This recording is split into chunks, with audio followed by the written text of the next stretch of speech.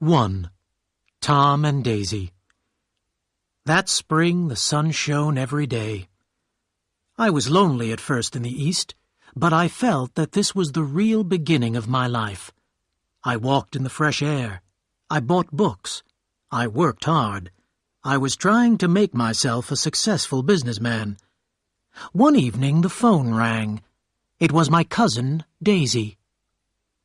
"Hello, Nick," she said in her soft voice. "Do you know we are neighbors? Tom and I are living across the bay in East Egg. I think we've settled down at last. Do come to dinner, Nick. I'd love to see you." Of course I agreed. I wanted to see my cousin Daisy again. She had married Tom Buchanan, a man I had known at Yale University. Tom had been a famous football player at college. His family was very rich, and Tom had spent money carelessly. Now he and Daisy had left Chicago, where I had last seen them. After the war, they had traveled around America and Europe. I didn't believe they had really settled down. They were too rich and too restless.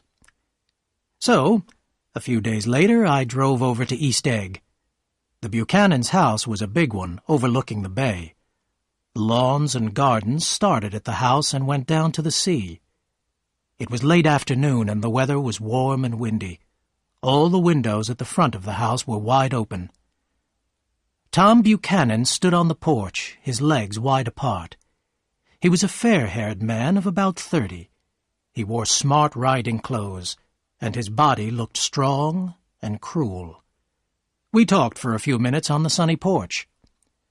"I've got a nice place here," Tom told me. He took hold of my arm and showed me the outside of the house. Then we looked at the rose garden and walked down to the sea. There was a big motorboat at the end of the dock. "Come inside now and see Daisy," Tom said. We walked into the house and into a high room with windows at either end. The windows were open, and the wind blew the curtains up towards the ceiling, then down towards the thick carpet. Two young women were sitting on an enormous couch. Their white dresses blew about in the wind until Tom shut the windows. The younger girl on the couch was Miss Baker. The other girl was my cousin Daisy. Daisy leant forward and gave a charming little laugh. "I'm so very happy to see you again," Daisy said. Her eyes were bright and exciting, but her smile was sad. I told Daisy that I had stayed in Chicago on my way to New York. Lots of friends had sent her their love. "That's wonderful," Daisy cried. "Let's go back, Tom, tomorrow." "I'm staying here in the East," Tom said firmly. "I'll never live anywhere else." At that moment, drinks were brought in. Miss Baker did not take one. "No, thanks," she said. "I'm in training." Tom looked at her in surprise. "You are?" He took his drink and drank it quickly. "I don't know how you get anything done." I looked at Miss Baker and wondered what she did. She was slim, with gray eyes and a pale, unhappy face. I was sure I had seen her before. "You live in West Egg," Miss Baker said to me. "I know somebody there. Gatsby. You must know Gatsby." "Gatsby?" Daisy asked quickly. "What Gatsby?" Before I could answer, we were told that dinner was ready. Tom Buchanan led me from the room. We were dining outside, on the porch. 4 candles were burning on the table. "Why candles?" said Daisy, putting them out. "It's not dark enough for candles." Miss Baker sat down at the table and yawned. "We ought to do something," she said in a tired voice. "All right," said Daisy. "What shall we do? What do people do, Nick?" she asked me. When dinner was nearly over, the phone rang in the house. The butler came out and said something quietly to Tom. Tom stood up without saying anything and went inside. Daisy smiled at me across the table. Then she suddenly stood up and walked quickly into the house. Miss Baker leant forward in her chair. "Mr. Gatsby is my neighbor," I began. "Shh! Don't talk. I want to see what happens," Miss Baker said. "Is something happening?" I asked. "Don't you know?" Miss Baker said. "Tom's got a woman in New York. I thought everyone knew. But she shouldn't phone him at home, should she?" At that moment, Daisy and Tom came back together. "So sorry we had to leave you," Daisy said. The candles were lit again. We sat for a while in silence, finishing our wine. Then Tom and Miss Baker walked back into the house. Daisy put her elbows on the table and rested her head in her hands. "We don't know each other very well, Nick," she said softly. "You didn't come to my wedding." "I wasn't back from the war." "Well, that's true. Well, Nick, I've had a very bad time. I don't really care about anything anymore. Shall I tell you what I said when my daughter was born?" "Do." "Well, when I knew I had a girl, I cried. Then I was glad. I hope she'll be a fool. That's the best thing for a girl to be, a beautiful little fool. I think life's terrible, Nick. I've been everywhere and done everything, and I hate it all." When Daisy was speaking, I believed her. I felt sorry for her, too. Then I saw an unpleasant little smile on her lovely face, and I knew she had not been telling the truth. Inside the house, Tom and Miss Baker were sitting on the long couch. She was reading aloud from a magazine, and the light shone on her golden hair. As Daisy and I came in, Miss Baker threw down the magazine and stood up. "It's 10 o'clock, she said. "Time for me to be in bed." "Jordan's playing in the big golf match tomorrow," Daisy explained. "Oh, you're Jordan Baker," I said. I had seen her picture in the newspapers. I had heard a story about her, too, how she had behaved badly in a golf match. "Good night, Mr. Carroway," Jordan said softly. "I'll see you again sometime." "Of course you will," said Daisy. "I think I'll arrange your marriage. I'll always invite you together, and—" "Good night," Miss Baker called from the stairs. "I haven't heard a word." "She's a nice girl," said Tom after a moment, "but she shouldn't travel round the country alone." "But Nick's going to look after her now, aren't you, Nick?" said Daisy. "Jordan's from my hometown, Nick. We grew up together." Tom looked hard at Daisy. "Have you been telling Nick secrets?" he asked. "Have I?" said Daisy, smiling at me. "What did we talk about, Nick? I can't remember." "Don't believe everything she tells you, Nick," Tom said. A few minutes later I went home. Tom and Daisy came to the door and stood there together. Two rich people with everything they wanted. But Daisy had told me she was unhappy, and Tom had a woman in New York. When I got back to West Egg, I sat for a while outside my house.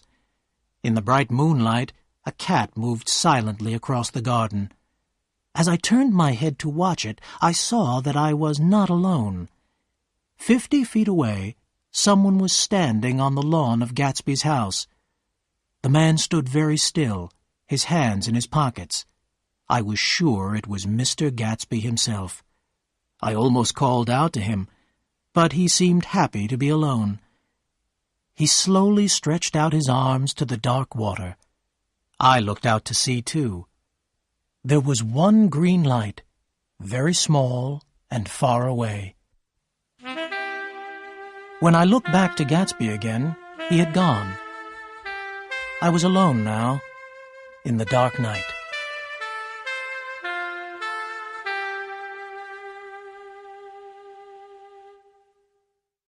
II. Myrtle Wilson. About halfway between West Egg and New York, the railroad crosses a dirty, narrow river. Trains always wait there. It was because of this that I met Tom Buchanan's mistress for the first time. One Sunday afternoon, Tom and I were going up to New York by train. I could see that Tom had been drinking. When we got to the river, the train stopped as usual. A dusty road ran by the side of the railroad. It was an ugly place. Suddenly, Tom stood up and took my arm. "Come on," he said. "I want you to meet my girl. Jump down." and he pulled me off the train onto the dusty road. I followed Tom to the only building in sight. There were 3 shops in the building, and one was a garage. The sign said, "Repairs, George B. Wilson, cars bought and sold." Tom and I went into the garage. There was one dusty old car in the corner. As I was looking around in surprise, a thin man came out of the office. "Hello, Wilson, old man," Tom shouted. "How's business?" "Not bad," said Wilson unhappily. "When are you going to sell me that car?" "Next week. My driver's working on it now." "He works slow, doesn't he?" said Wilson. "No, he doesn't. And if you feel like that, I can sell it to someone else," Tom said angrily. "Well, I don't mean that," said Wilson. His voice stopped. I heard footsteps on the stairs. Then a woman was standing in the doorway.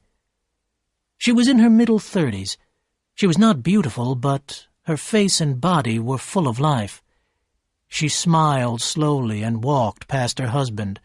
She shook hands with Tom and looked into his eyes. "Why don't you get some chairs, George, so everyone can sit down?" she said. "All right," said George Wilson hurriedly, and he went towards the little office. "I want to see you," Tom said quickly to the woman. "Get on the next train. I'll meet you in New York." "All right." She moved away. George Wilson came out with 2 dusty chairs, but Tom had already turned to go.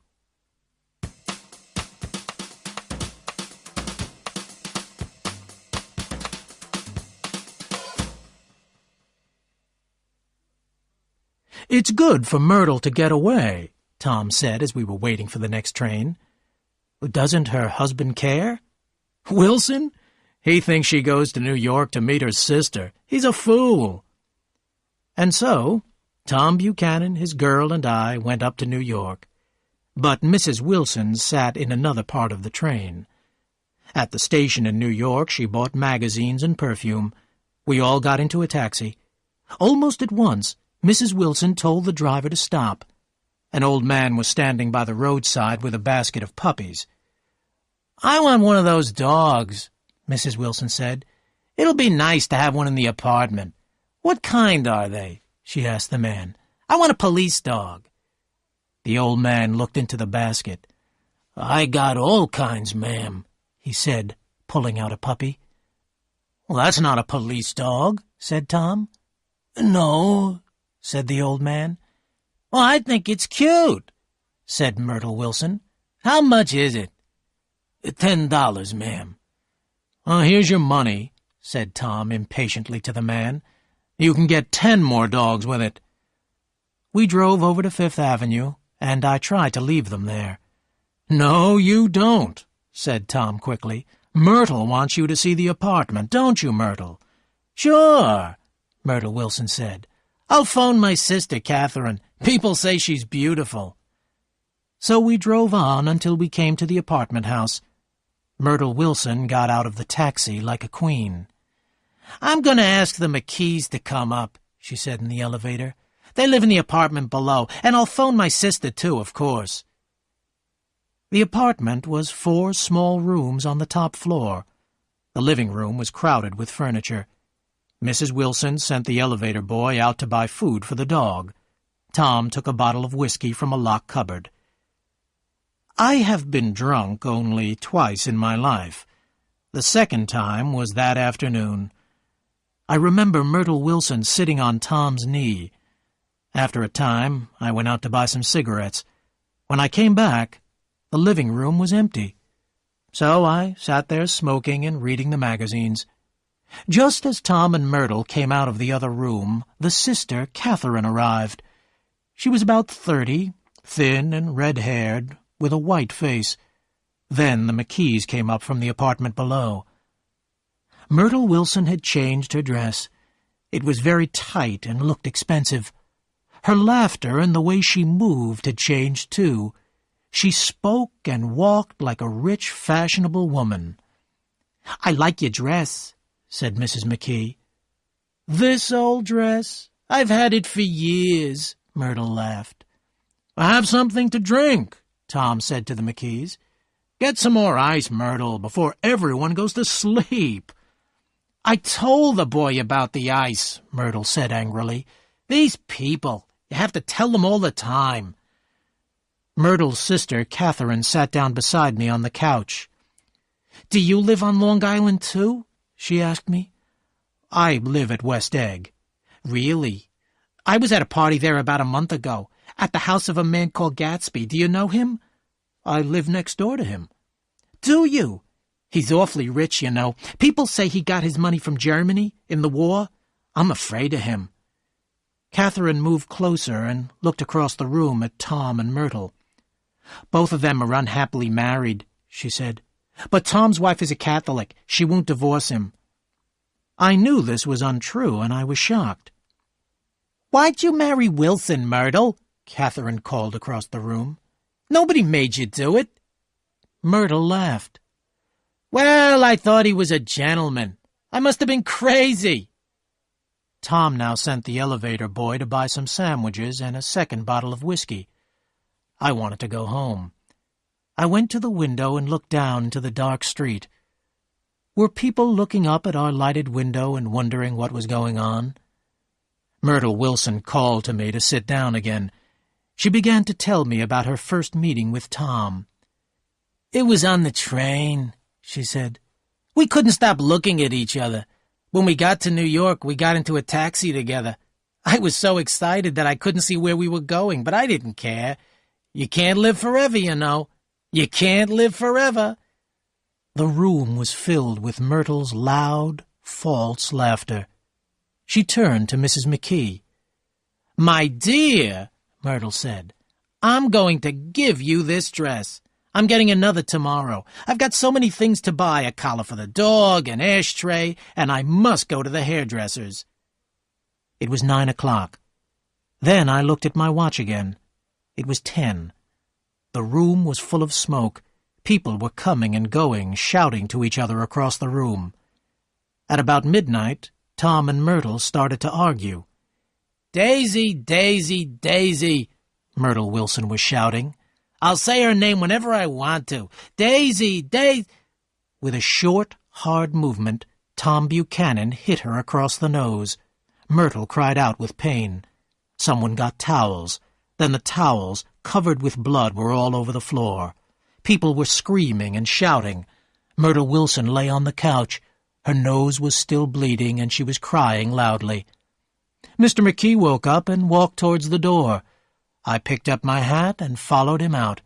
We went down in the elevator together.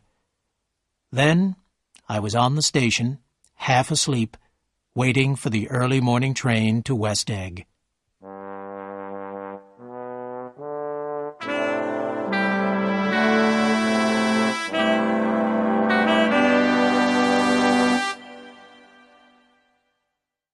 Three. I Meet Gatsby. My neighbor, Mr. Gatsby, gave parties all through the summer. Nearly every night his house and gardens were full of music. Men and women walked among the beautiful flowers, laughing, talking, and drinking champagne.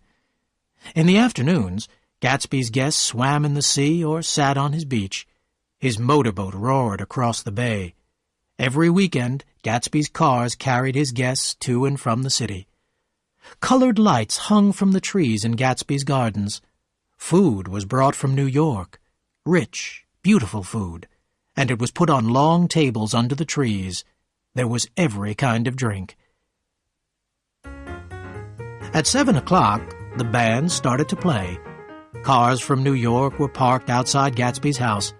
Soon, everyone was a little drunk and talking to people they had never met before. As it became dark, the lights grew brighter. The music and laughter were louder now. More and more people arrived. A girl began to sing with the band. The party had started.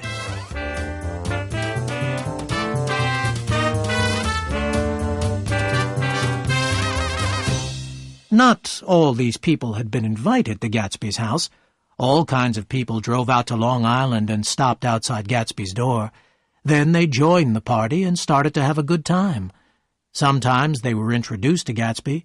Sometimes they never saw him. One day, I was invited to one of Gatsby's parties. As soon as I arrived, I began to look for Gatsby to thank him for his invitation. But no one knew where he was. As I went to get a drink, I saw Jordan Baker. I walked towards her, glad to see someone I knew. "I thought you might be here," Jordan said. We took our drinks and sat down at a small table under a tree. Jordan began to talk to a girl in a yellow dress. "Do you come to these parties often?"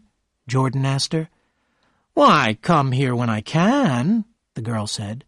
"No one cares what I do, so I always have a good time. Last time I was here, I tore my dress. Do you know, Gatsby sent me a new one? It cost him $265. "There's something strange about a man like that," another girl said. "He doesn't want any trouble from anybody." She leant across the table and said, "Somebody told me that Gatsby killed a man." "Oh, I heard he was a German spy," a man added. "Oh, no. He was in the American army in the war, but I'm sure he's killed a man," someone else said, and the girls laughed excitedly. Supper was now being served. Jordan and I left our table and went to look for Gatsby. The bar in the garden was crowded, but Gatsby wasn't there. We walked into the house, opened a door, and found ourselves in a library. A fat, middle-aged man was leaning against the table. He stared at us through his round glasses. "What do you think?" he asked. "All these books, they're real." "Are they?" "Sure. I thought they were made of cardboard. Here, look. Gatsby is smart. He does everything right." And the man held up a book in front of our faces. "How did you get here?" the fat man asked. "I was brought. I've been drunk for a week." He shook hands with us and smiled. Jordan and I left him and went back into the garden. People were dancing now. The voices and the laughter were very loud. The moon was high in the sky. Champagne was being served in big glasses. Jordan and I sat down at a table with a well-dressed man of my own age. I was enjoying myself now. The music stopped for a moment. The man at our table looked at me and smiled. "I think I know your face," the man said. "Weren't you in France during the war?" "Well, yes, I was." "Me too," he said. We talked about the war for a few minutes. Then the man told me that he had a new motorboat. "Want to go out with me in the morning, old sport?" he asked. "Sure, what time?" "Oh, let's say 9 o'clock. I looked around the garden and smiled. "This is an unusual party," I told the man. "I haven't seen my host yet. Gatsby sent me an invitation this morning. I ought to thank him." The man stared at me in surprise. "Oh, I'm Gatsby," he said. "I thought you knew, old sport. I'm not a very good host, am I?" Gatsby smiled. He had a pleasant smile. His smile made me feel important. I looked at Gatsby with interest. He was a tough-looking young man, but he had beautiful clothes and beautiful manners. At that moment the butler hurried up to our table. Gatsby stood up and bowed to each of us. "Chicago's on the phone. You must excuse me," he said politely. "Please ask for anything you want, old sport. I will see you again later." When Gatsby had gone into the house, I said, "Who is he, Jordan? Does anyone know?" "He's a man called Gatsby, that's all I know." "But where is he from? What does he do?" "Now you've got interested in him," Jordan smiled. "Everyone does. He told me once he was educated at Oxford, England, but I don't believe it." "Why not?" "I don't know, but who cares? He's got good manners, and he gives big parties. I like big parties." There was a crash on the drums, and the band leader spoke. "A new jazz tune for Mr. Gatsby," he cried. The band began to play. I looked up and saw Gatsby standing alone on the white steps in front of his house. His face was tanned, and his hair was cut short. Gatsby stood there, very straight, his hands in his pockets. I wondered why people seemed a little afraid of him. When the jazz tune ended, every girl kissed the nearest man and fell into his arms, half drunk. But there was no girl in Gatsby's arms. He stood there on the steps alone. The butler came back to our table. "Miss Baker," he said, "Mr. Gatsby would like to speak to you." "To me?" Jordan got up slowly and walked into the house. It was almost 2 o'clock now. Someone was singing. I went into the house to listen. A tall woman was standing by the piano, very drunk. As she sang, she cried. Suddenly, she dropped her glass and fell back into a chair, fast asleep. It was time to go home. As I walked towards the door, Jordan Baker and Gatsby came out of the library together. "I've heard the most surprising thing," Jordan told me quietly, "but I can't tell you about it. It's a secret." She yawned. "I must go. My friends are waiting. Do phone me." A few guests were standing near Gatsby. I went up to him to say goodbye. "Don't forget we're going out in the boat, old sport," he said. "At 9 o'clock. Then the butler said, "Philadelphia wants you on the phone, Mr. Gatsby, sir." "All right, wait a minute." Gatsby smiled at me. "Good night, old sport. Good night." I walked down the steps. The lights of a dozen cars shone on the gardens. Drunken voices were saying good night. I walked across the lawn in the moonlight. The cars drove away. The gardens were quiet and empty. All alone, Gatsby stood on the white steps, waving goodbye.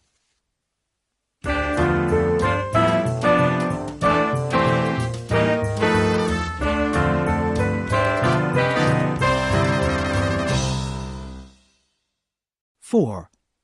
I have lunch with Gatsby." I worked hard that summer. I met a lot of business people and began to understand my job. I enjoyed living in the East. I liked New York and its crowds of people. I didn't see Jordan Baker for a while. Then, about midsummer, we met again. Was I in love with Jordan?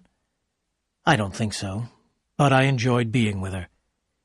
Gatsby went on giving parties, and Jordan and I went to some of them. All the most fashionable people went to Gatsby's parties. They came to Gatsby's house, drank his wine, and told each other crazy stories about him. He's a bootlegger, a crook, a gambler. He's killed a man. All these things were said about Gatsby, but no one knew the truth about him. And while he went on giving parties, no one cared. One morning, late in July, Gatsby's car stopped outside my door. It was the first time Gatsby had called on me. "Good morning, old sport," he said. "You're having lunch with me today. We can drive up to New York together."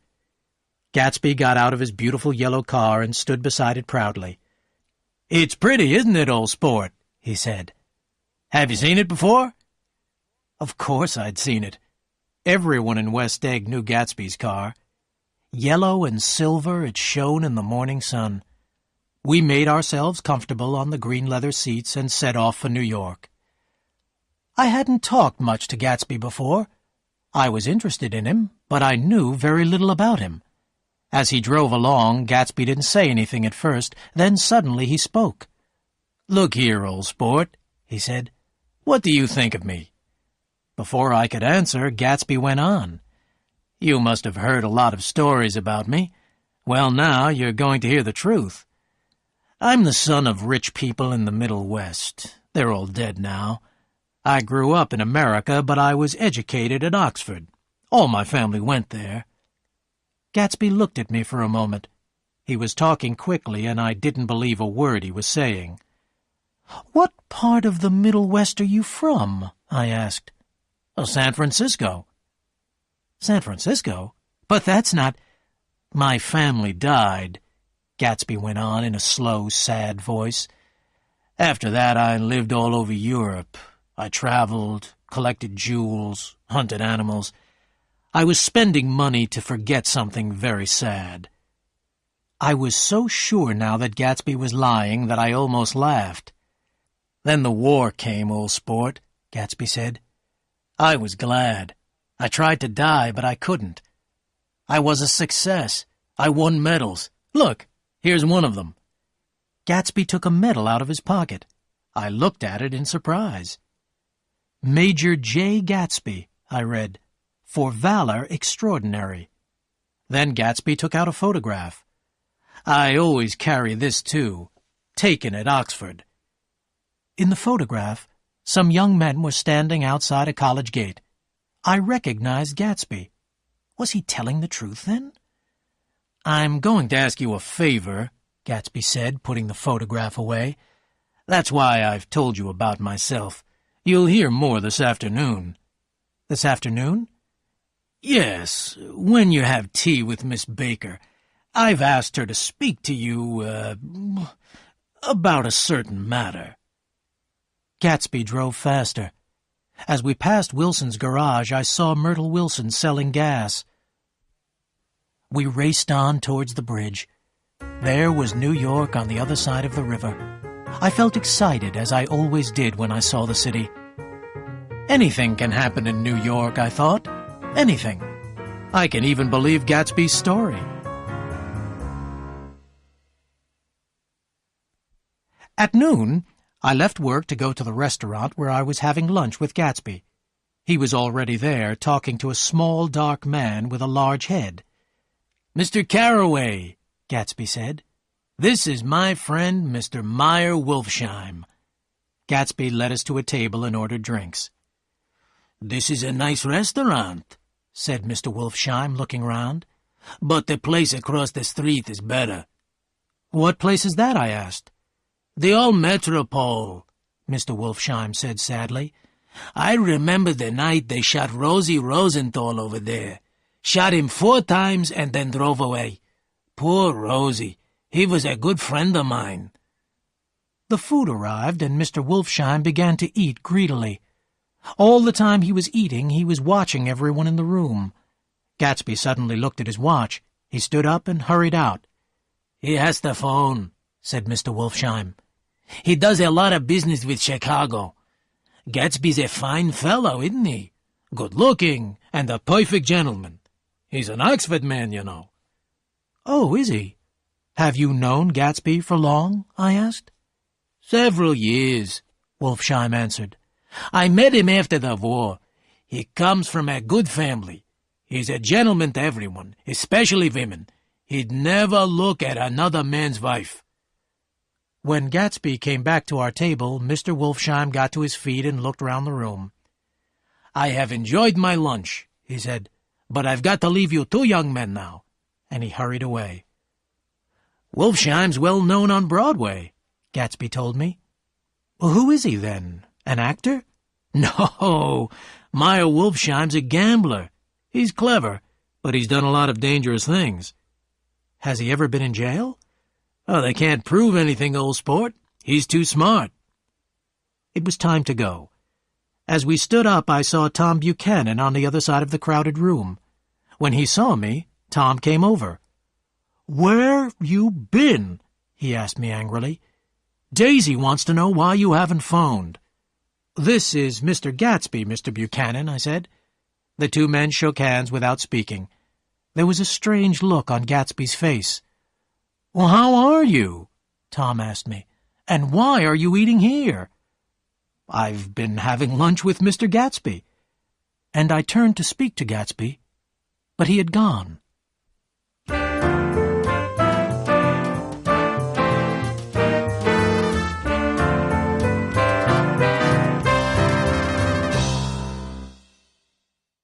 Five. Daisy and Gatsby. Start of the dream. Later that afternoon, I met Jordan Baker at the Plaza Hotel. After tea, she told me that Gatsby had known Daisy. They had known each other in the Middle West 5 years before. "Daisy and I grew up in the same town," Jordan began. "In 1917, Daisy was 18. She was the most beautiful and the most popular girl in Louisville. Her family was very rich. Daisy always dressed in white, and she had a little white car. She went out with all the young officers. The telephone in her house rang all day long. One day in October, I was walking past Daisy's house. Daisy was sitting in her car with an officer I hadn't seen before. They were so busy talking that they didn't see me. But I remember the way the young officer looked at Daisy. To him, she was the most beautiful thing in the world. About a month later, Daisy's mother found her packing her bag to go to New York. Daisy wanted to say goodbye to an officer who was going overseas. Her family stopped her, of course. "Was the officer Gatsby?" I asked. "Of course," said Jordan. Daisy was sad for a time and didn't go out much. By the following autumn, she was gay again. In February, she got engaged to a young man from New Orleans. But in June, she married Tom Buchanan from Chicago. It was the biggest wedding our town had ever seen. "Were you there?" I asked. "I was a bridesmaid," Jordan said. On the day before the wedding, Tom gave Daisy some pearls worth $350,000. That evening, Daisy's family was giving a big dinner. Half an hour before the dinner started, I went up to Daisy's room, Jordan went on. The pearls were on the floor. Daisy was lying on the bed with a bottle of wine in one hand and a letter in the other. She was very drunk. "Never had a drink before," Daisy said, "but how I enjoy it." She picked up the pearls and said, "Here, take them downstairs. Tell them Daisy's changed her mind." Then she began to cry. She cried and cried. I found her mother's maid and we got Daisy into a cold bath. The letter in her hand came to pieces in the water. Half an hour later, Daisy walked downstairs. She looked very beautiful, and the pearls were round her neck. Next day, Daisy married Tom Buchanan, and they went on their honeymoon. I met them again when they came back. I've never seen a girl so in love with her husband. That was in August. A week later, Tom crashed his car. The girl with him broke her arm, and the story got into the papers. The girl was a maid from the hotel. The following April, Daisy had a baby girl, and the family went to France for a year. Then they went back to Chicago. Well, about 6 weeks ago, I asked you about Gatsby, Jordan went on. Daisy heard me. She knew he was the same man she had known in Louisville. "It's strange that Gatsby came east, too," I said. "But it isn't strange at all," Jordan replied. "Gatsby came here to be near Daisy. He can see her house across the bay." Then there was a reason for all those parties. Gatsby had hoped that one evening Daisy would walk into his house. "Gatsby wants you to do something for him," Jordan was saying. "He wants you to invite Daisy to tea. Then he'll call in, too. He wants to show Daisy his house." I thought for a moment. Gatsby wasn't asking very much. He had waited 5 years. He had given big parties to strangers. And why? To see Daisy one afternoon at tea. "Does Daisy want to meet Gatsby again?" I asked. "Oh, she doesn't know about it," Jordan answered. "Gatsby wants it to be a surprise." It was dark outside by now. I asked Jordan out to dinner and we took a taxi. It was a beautiful night. I had heard enough about Daisy and Gatsby. I put my arm around Jordan, looked into her gray eyes, and kissed her.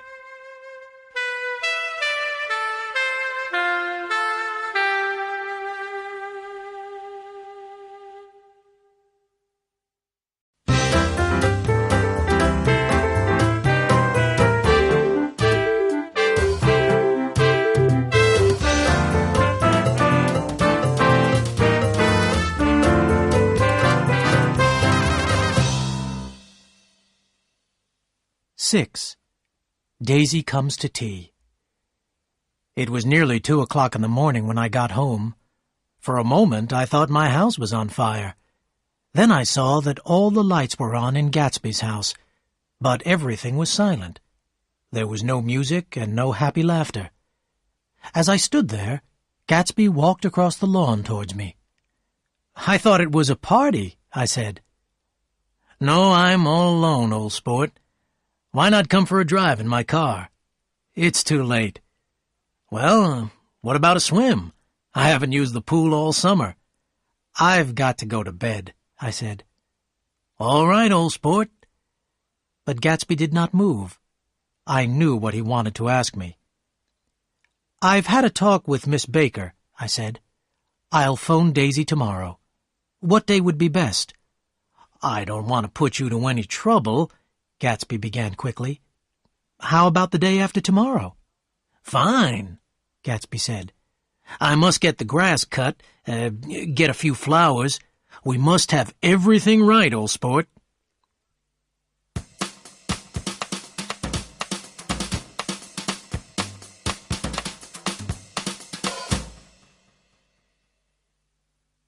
When the day of the tea came, it was pouring with rain. Gatsby had sent a man to cut my lawn. At 2 o'clock, Gatsby sent over enough flowers to fill every room in my little house. An hour later, Gatsby himself arrived. He was wearing a white suit, silver shirt, and gold tie. He looked pale and tired. Gatsby sat down and tried to read, but he looked up at every sound. Suddenly he stood up and said, "I'm going home. Nobody's coming." "Don't be silly," I said. "It's only 2 minutes to 4. So Gatsby sat down again, and at that moment we both heard the sound of a car. As I opened the front door, Daisy stopped her car and got out. "Why did I have to come alone?" Daisy said with a little smile. "Are you in love with me, Nick?" I took Daisy's hand and led her into the living room. Gatsby stood there, very pale, his hands in his pockets. For half a minute there was silence. Then Daisy gave a little laugh and said, "I'm so very glad to see you again, Jay. It's been a long time." 5 years next November," said Gatsby, staring at Daisy. I went into the kitchen to get the tea. After a few minutes, Gatsby came after me and closed the door. "This is a terrible mistake," he said. "It's too late, old sport, too late." "Nonsense. Go back and talk to her. You're both shy, that's all." I decided to leave them alone for half an hour. I went to the window. The rain had stopped now, and the sun was shining. When I took in the tea, I made a lot of noise, but I don't think they heard a sound. Daisy and Gatsby were both sitting on the couch. There were tears on Daisy's face, but she was smiling. Gatsby's face was shining with joy. Their happiness filled the room. "Oh, hello, old sport," Gatsby said, as if he hadn't seen me for years. "I want you and Daisy to come over to my house." "You sure you want me to come?" "Sure of it, old sport." And so Daisy saw Gatsby's enormous house for the first time. "That's your house over there, Jay?" she cried excitedly. "Do you live there alone? It's so big." "I always keep it full of famous, interesting people," Gatsby told her. We wandered through the gardens. Daisy admired every flower, every tree, everything she saw. We came at last to the white steps in front of the house. It was strange to see them quiet and empty. Inside the house we wandered through room after room. We admired the books in the library. All the beautiful rooms were empty and silent. We went upstairs and looked at bedrooms and bathrooms painted in pale, rich colors. Finally, we came to Gatsby's own rooms, where we sat down to have a drink. Gatsby had never stopped looking at Daisy. Once he nearly fell downstairs. He was trying to see everything in his house through her eyes. He was like a man walking in his sleep. "It's a funny thing, old sport," Gatsby said slowly. "When I see, I can't believe." He put down his drink and opened 2 big cupboards. He began to take out shirts, suits, ties. "I've got a man in England who buys me clothes," Gatsby explained. "He sends things over twice a year." The brightly colored clothes covered the table and fell onto the floor. Silk, wool, cotton. The pile grew higher and higher. Suddenly, Daisy hid her face in the shirts and began to cry. "I don't know why I'm crying," she said, "but they're such beautiful shirts, Jay. I've never seen such beautiful shirts before in all my life."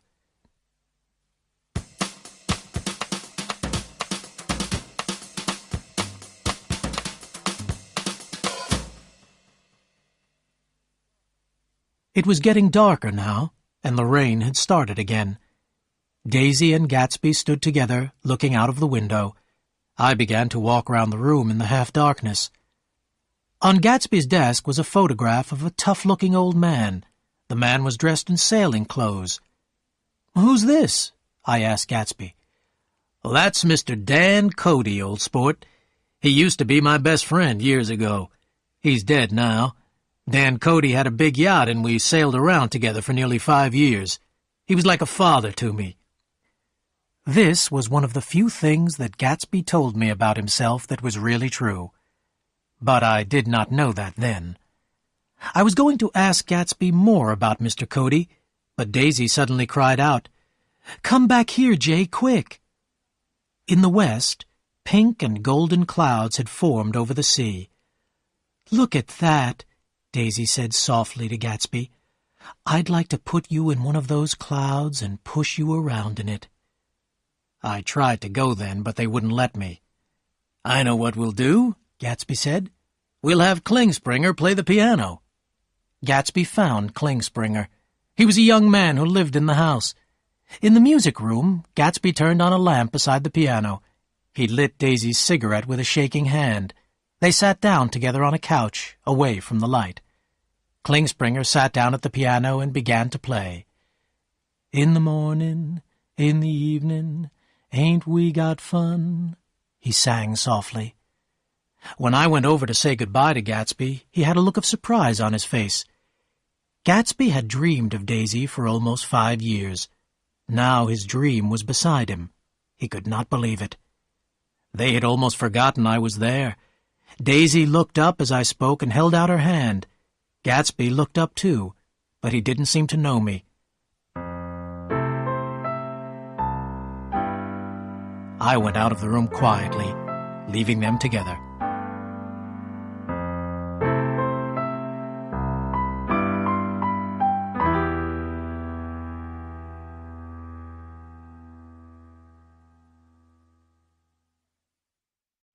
Seven.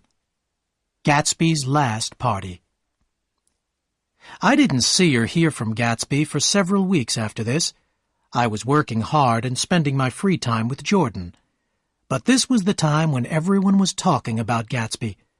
More and more strangers went to his parties. More and more strange and crazy stories were told about him. Everyone seemed to be talking about Gatsby. Then, one Saturday, I was invited to another of Gatsby's parties. Daisy was there too, and Tom had decided to come with her.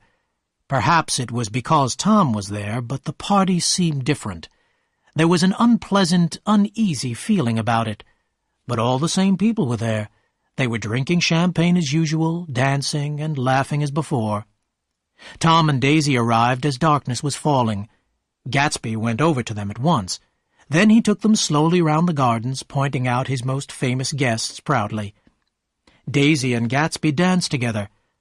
I had never seen Gatsby dance before. Then they walked over to my house and sat there together for about half an hour. Tom didn't seem to care. He found a girl he wanted to talk to, and the evening passed as usual.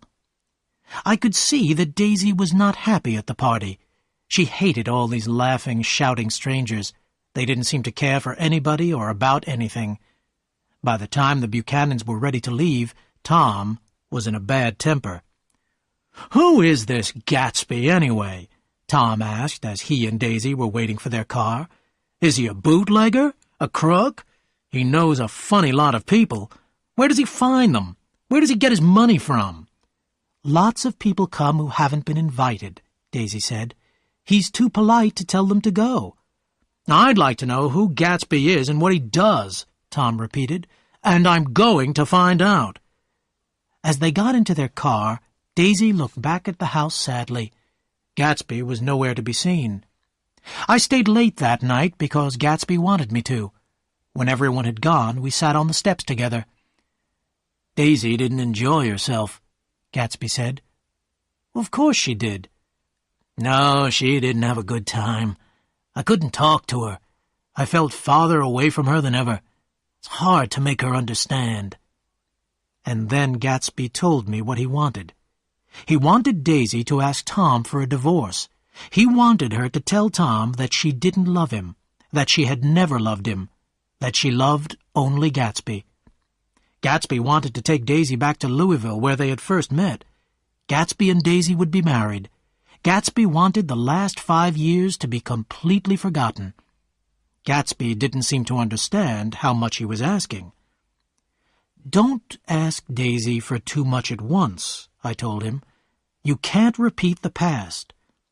"Can't repeat the past?" Gatsby said in surprise. "Of course you can. Everything's going to be the way it was before. She'll see." Gatsby began to talk about the time when he had first met Daisy. He told me about the first time he had kissed her. That was when Gatsby's dream had begun, and he had spent his life trying to make that dream come true. But no woman can be turned into a dream. I could see this, but Gatsby could not. He could see no reason why he and Daisy should not be happy forever.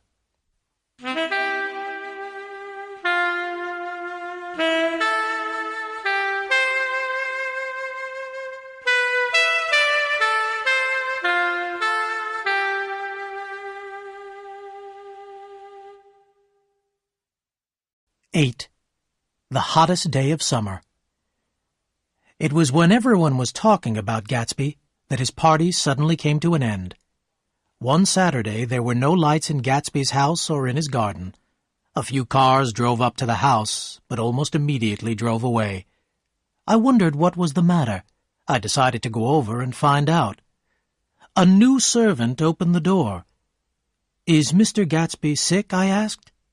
"No," he said rudely. "Well, tell him Mr. Carroway called." "Carroway? Okay." And he shut the door in my face. Next day, Gatsby phoned me. "Are you leaving?" I asked. "No, old sport, of course not. I've sent all my old servants away. Daisy comes over in the afternoons. I didn't want them to talk about her in the village. Some friends of Wolfsheim are looking after me now."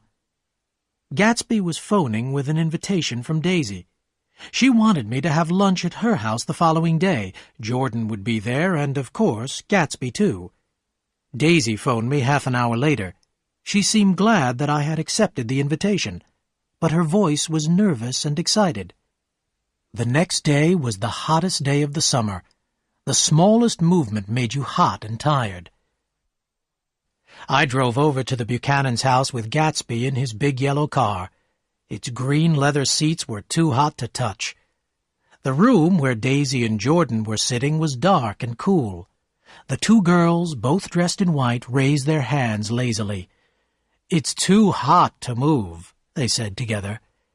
Gatsby stood in the middle of the room in his elegant pink suit. He could not believe that he was in Daisy's own house.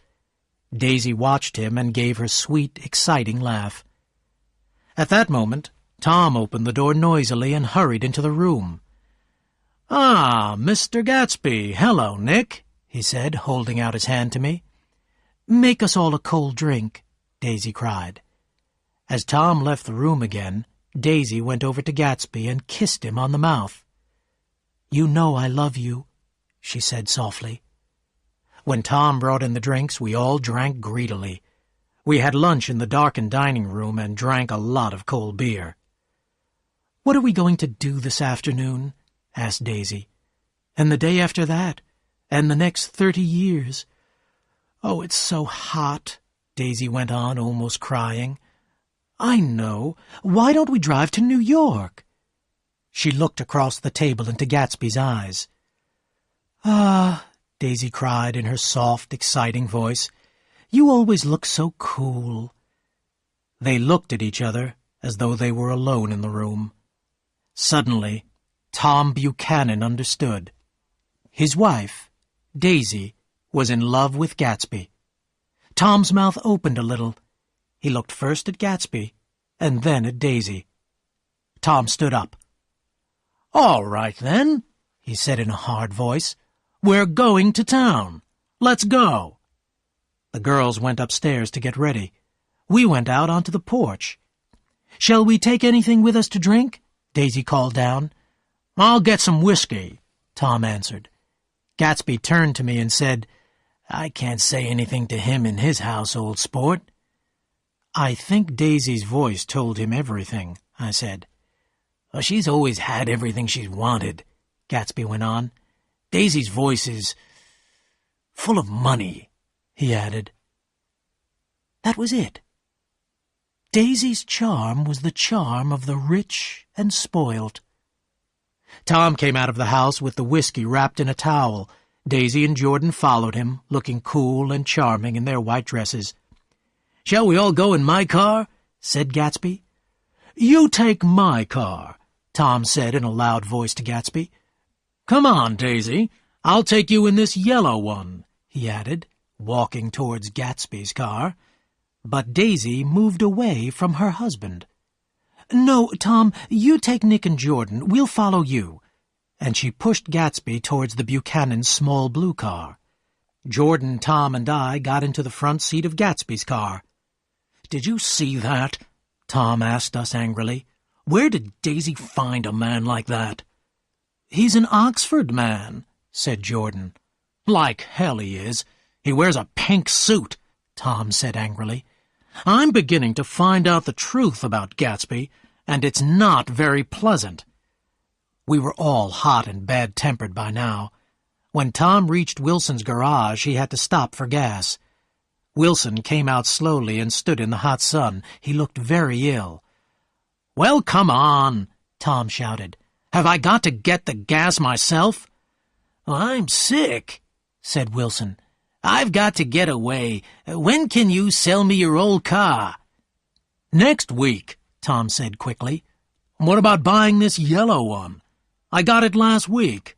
Why are you going away?" "My wife and I are going west," Wilson said. "I'm getting her away from here. I've found out something." Tom stared at him. "Never mind about that. What do I owe you?" he said in a hard, cold voice. As Tom was giving Wilson the money, Gatsby and Daisy drove by in the blue car. At the same moment, I saw Myrtle Wilson looking down at Jordan from an upstairs window. There was a look of terrible jealousy on Myrtle Wilson's face. She thought Jordan was Tom's wife. Tom did not see Myrtle. He was thinking about what Wilson had said. In one afternoon, Tom seemed to be losing his wife and his mistress too. He drove on, much too fast, until he was beside the blue car. Gatsby stopped and Daisy called out, "Where are you going? It's so hot. We'll drive around and meet you later." But Tom wanted to stay near Daisy and Gatsby. After some argument, we all drove to the Plaza Hotel. We took a room there so that we could have a drink. It was a crazy idea. The room was large, but it was very hot. We opened all the windows, but it made no difference. "Oh, it's so hot," said Daisy. "Why did we come here?" "Stop talking about the heat. You make it worse," said Tom, putting the bottle of whiskey on the table. "Why not leave her alone, old sport?" said Gatsby. "You wanted to come, you know." "I don't like being called old sport," said Tom in a bad-tempered way. "Where did you learn to say that?" "If you're rude, Tom, I won't stay a minute," Daisy said. "Why don't you phone for some ice?" We sat in silence, waiting for the waiter to bring the ice. Then Tom looked at Gatsby and said, "By the way, Mr. Gatsby, you were at Oxford, weren't you?" "Yes, I went there." The waiter came in with the ice. When he had gone, Tom said, "When were you there, exactly?" "It was in 1919, Gatsby replied quietly. "I was only there for 5 months. American officers were able to go to an English university after the war." So that story was true. I was glad. Daisy got up with a smile. "Open the whiskey, Tom," she said, "and I'll make everyone a drink." "Wait a minute," said Tom. "I've one more question to ask Mr. Gatsby." "Go on," said Gatsby politely. "What kind of trouble are you trying to make between me and my wife?" "Stop it, please, Tom," said Daisy quickly. "Why should I?" Tom shouted. "Have I got to watch a nobody from nowhere make love to my wife and say nothing?" "Now, listen," said Gatsby. "I've got something to tell you, old sport." "Oh, please don't say anything," Daisy said. "Why don't we all go home? It's too hot to argue." "I want Mr. Gatsby to give me an answer to my question," Tom said loudly. "Your wife doesn't love you," said Gatsby. "She's never loved you. She loved me." "You're crazy," cried Tom, jumping to his feet. "It's the truth," said Gatsby. "We've loved each other for 5 years, old sport, and you didn't know." "I tell you you're crazy," Tom shouted again. "Daisy loved me when she married me, and she loves me now. And I love Daisy, too. I always have. She knows that." Gatsby walked over to Daisy and stood beside her. "Tell him the truth. Tell him you never loved him," he said. Daisy looked at each one of us unhappily. "I never loved him," she said slowly. Then Daisy turned to Gatsby with a frightened, unhappy look in her eyes. "Oh, you want too much, Jay," she cried. "I love you now. Isn't that enough?" She began to cry. "I did love Tom once, but I loved you, too." "You loved me, too?" Gatsby repeated slowly. "I can't say I never loved Tom. It wouldn't be true," Daisy said sadly. "Of course it wouldn't," said Tom. "Now I'm taking you home, Daisy." "You don't understand," Gatsby said quickly. "Daisy's leaving you."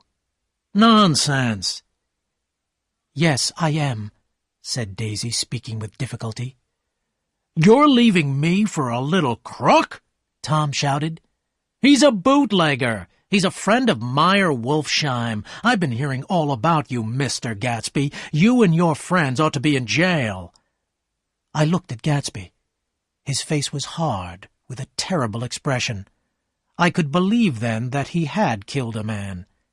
He started to talk to Daisy, quickly, excitedly.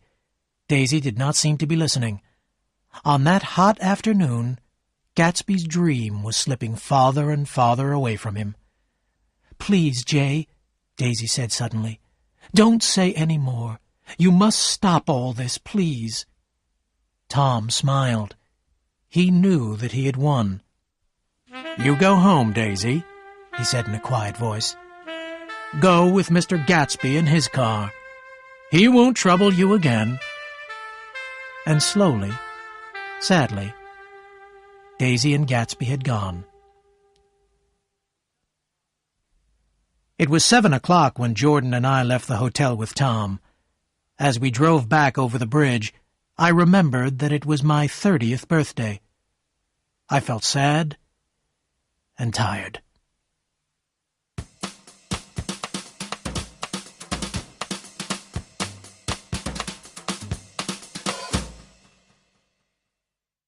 "9. Death in the Evening." We saw the quiet crowd of people outside Wilson's garage from some distance away. "Oh, looks like an accident," Tom said. "Wilson will have some repair work at last." Tom slowed down. When he saw the looks on the people's faces, he stopped the car. Inside the garage, someone was crying, "Oh, my God! Oh, my God!" over and over again. "There's some bad trouble here," Tom said excitedly. We got out of the car, and Tom pushed through the crowd into the garage. Myrtle Wilson's body, wrapped in a blanket, lay on a table by the wall. Her mouth was open, and a little blood was coming from it. Tom stood there, looking down at her. "Oh, my God," repeated Wilson, his hands over his face. Tom looked round the garage slowly. He went up to a policeman who was writing in a notebook. "What happened?" Tom asked him. "Car hit her," the policeman said. "She ran out into the road and was killed at once. The car didn't stop." "The car was coming from New York," said someone in the crowd. "It was a big yellow car, going about 60. Wilson looked up and shouted out, "You don't have to tell me what color it was. I know it was a yellow car, all right." "Listen," Tom said, going over to Wilson. "I've just got here. That yellow car I was driving this afternoon wasn't mine, do you hear?" Wilson took no notice. "Let's get out," Tom said to me, and we pushed our way back through the crowd. Tom drove on slowly at first, then faster. When I looked at him, I saw that he was crying. "That Gatsby, the goddamned coward!" Tom cried. "He killed Myrtle. He killed her, and he didn't stop his car." Later, I heard what had happened. Wilson had at last found out that Myrtle had a lover. She refused to tell Wilson the man's name, so Wilson had locked her in her bedroom for several hours. Just before 7, someone had heard Myrtle cry out, "Beat me, hit me, you dirty little coward." Then Myrtle had rushed out into the evening darkness. She had been shouting and waving her arms. Had she wanted the yellow car to stop? Myrtle Wilson was killed instantly, and her blood ran onto the dusty road.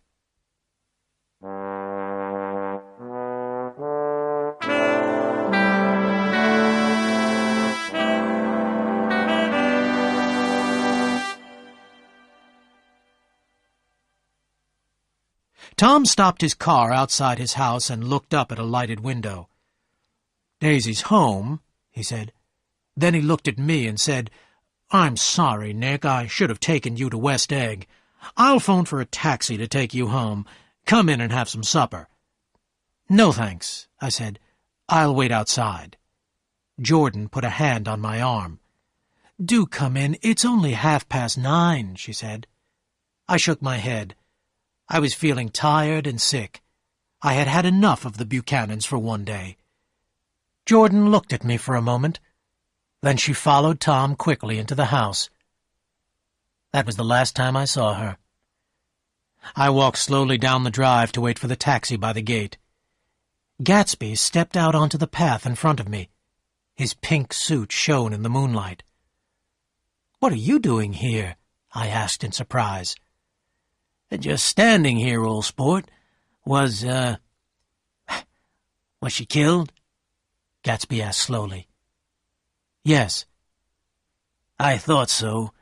That's what I told Daisy." "I got back to West Egg and put the car in the garage," Gatsby went on. "I don't think anyone saw us." I stared at Gatsby, feeling that I hated him.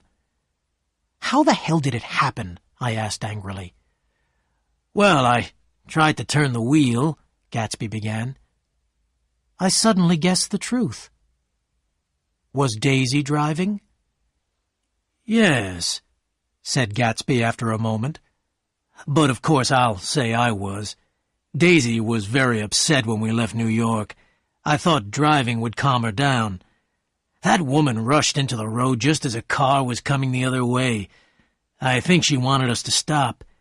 Daisy turned towards the other car and then turned back. She was very frightened. I put my hand on the wheel, but the woman was already under the car. Daisy wouldn't stop," Gatsby explained. "Then she felt faint, and I drove home. I'm waiting here now in case Tom makes any trouble." "Tom's not thinking about Daisy," I said. Then I thought for a moment. What would Tom do if he found out that Daisy had been driving? Would he believe that Myrtle's death had been an accident? "You wait here," I said to Gatsby. "I'll go back to the house and see what's going on." The light was on in the kitchen. Daisy and Tom were sitting opposite each other at the kitchen table. Tom was talking and holding Daisy's hand. Daisy looked up at Tom and nodded her head. They looked as though they belonged to each other. They looked as though they were planning something. I went back to Gatsby, who was standing where I had left him. I could hear the sound of my taxi. "It's all quiet," I said. "You'd better come home with me." Gatsby shook his head. I'll wait here till they go to bed. Daisy may need me. Good night, old sport. Gatsby put his hands in the pockets of his pink suit. I left him standing there, in the moonlight.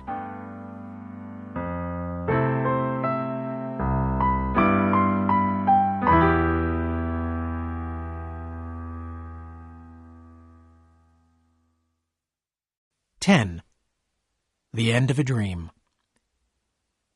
I slept badly that night. I had terrible, frightening dreams. Just before dawn, I heard a taxi driving up to Gatsby's house. I dressed and went over there at once. The front door was open. Gatsby was sitting in the hall, still wearing his pink suit. "Nothing happened," said Gatsby sadly. "At 4 o'clock she came to the window for a moment, then she turned out the light." We looked round the house for a cigarette. There was dust everywhere. We sat smoking in the darkness. "You ought to go away," I told Gatsby. "The police are sure to find out the yellow car is yours." "Go away? Of course I can't, old sport. I must find out what Daisy wants to do." Gatsby began to tell me about Daisy.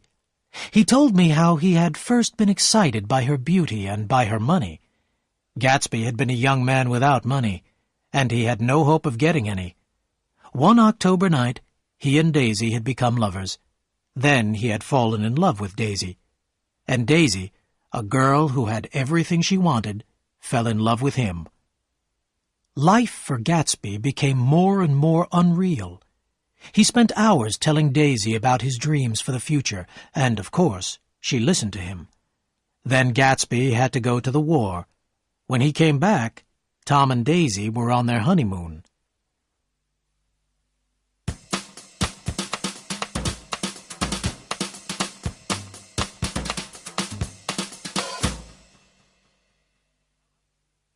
The house began to fill with the pale light of dawn.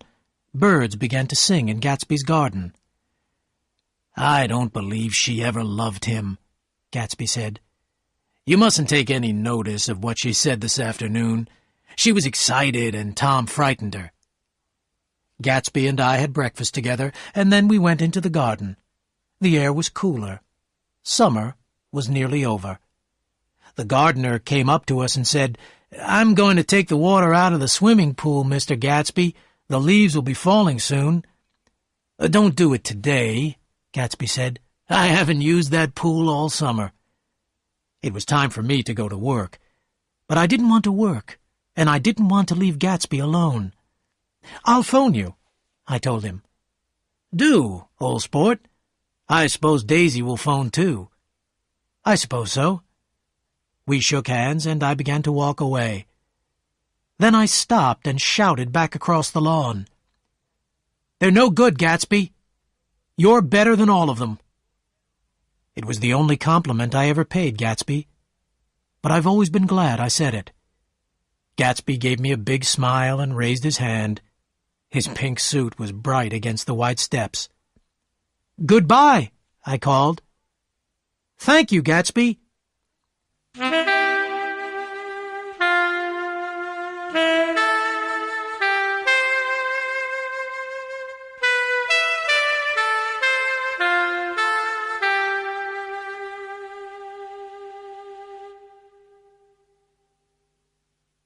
Wilson had cried for Myrtle all night. Then he began to talk to his neighbors. 2 months ago, Myrtle had come back from New York with a bruised face. Later, Wilson had found an expensive dog collar in Myrtle's desk. "He bought it for her," Wilson said. "He bought it for her, and then he killed her. He murdered her. The man in the yellow car. She ran out to speak to him, and he wouldn't stop." Somehow, Wilson found out who owned the yellow car. At 2:30 on the day after Myrtle had been killed, Wilson went to West Egg. He asked the way to Gatsby's house. At 2 o'clock, Gatsby had gone down to his swimming pool with an airbed. He told his servants to call him if anyone phoned. No one phoned. His dream was over. I couldn't do much work that day. I got back to West Egg by about 4:30. Gatsby wasn't in the house. One of the servants told me he had not come back from the swimming pool. We hurried down to the pool. The airbed was moving slowly round and round. There was a little blood in the water, and Gatsby lay on the airbed, dead. As we carried Gatsby's body up to the house, we saw Wilson lying on the grass. Wilson had shot Gatsby, and had then shot himself.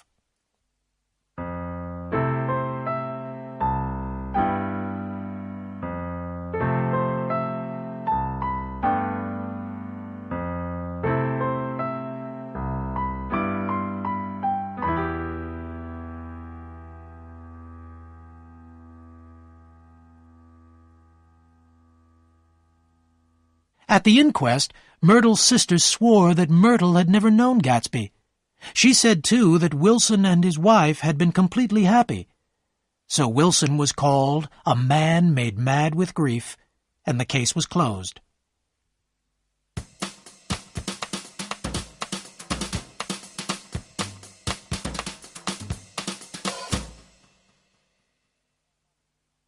About half an hour after we had found Gatsby, I phoned Daisy.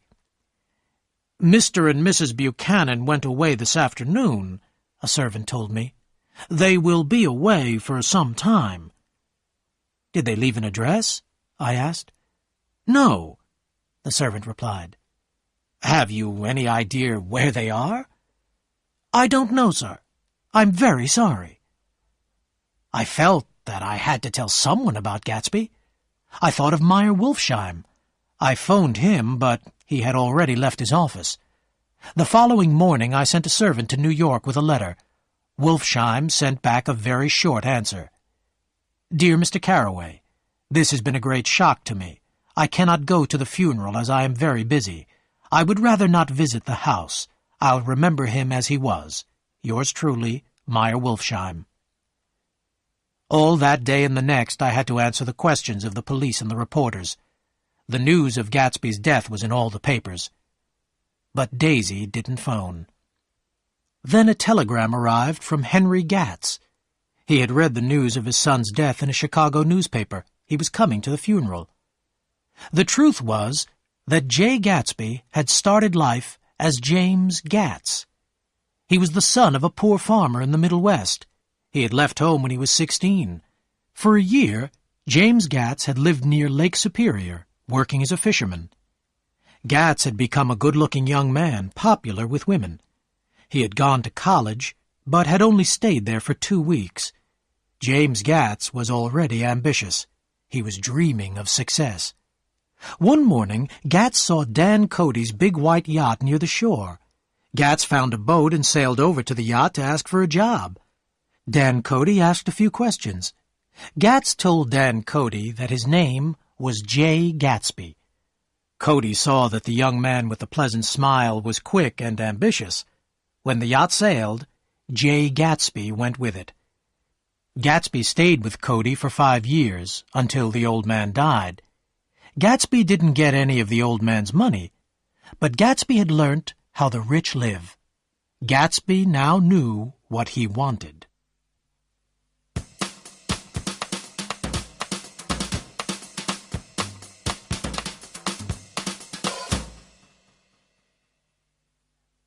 Mr. Henry Gatz was already in tears when he arrived for the funeral. He was an old man, and was so upset that he could hardly stand. But when he had looked round the house, he became more cheerful. "Jimmy did well out here in the East," Mr. Gatz said.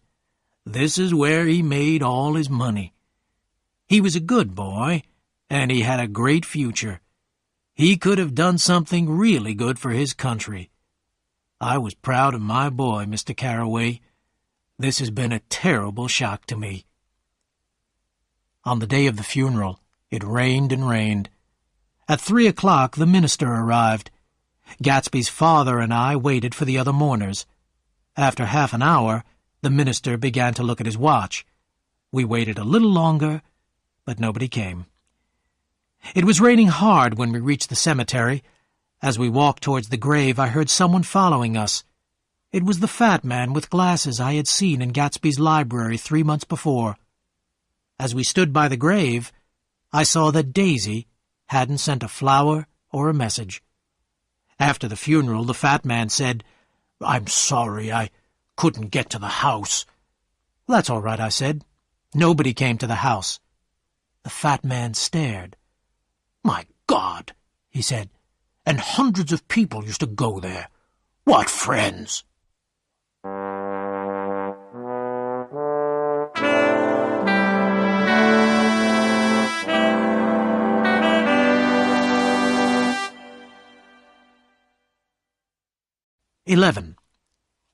I go back to the West. And that is the end of Gatsby's story.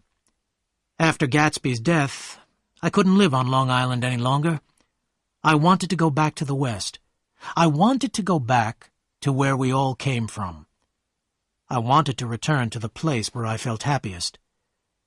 I saw Tom Buchanan once more in New York before I left. When he stopped and held out his hand, I put my hands behind my back. "What's the matter, Nick?" he asked. "Won't you shake hands with me?" "You know what I think of you," I answered. "What did you say to Wilson that afternoon?" Tom stared at me, and I knew I had guessed right. Tom took hold of my arm. "Listen," he said. "I told Wilson the truth. He came into our house with a gun. He would have killed one of us if I hadn't told him who owned the yellow car." "And why shouldn't I have told him?" Tom went on. "That Gatsby made a fool of you and of Daisy, too. But he was tough, and he killed Myrtle like a dog." There was nothing I could say.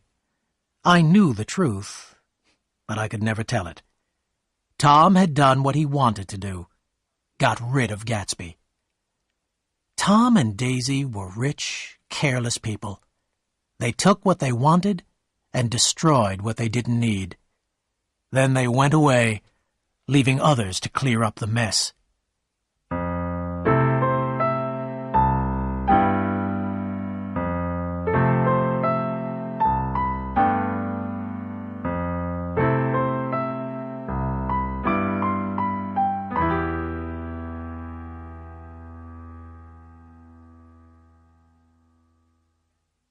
Gatsby's house was empty when I left, and the grass had grown very long. On my last night I stood in the garden, thinking about Gatsby and his dream. Gatsby had believed in his dream. He had followed it and nearly made it come true.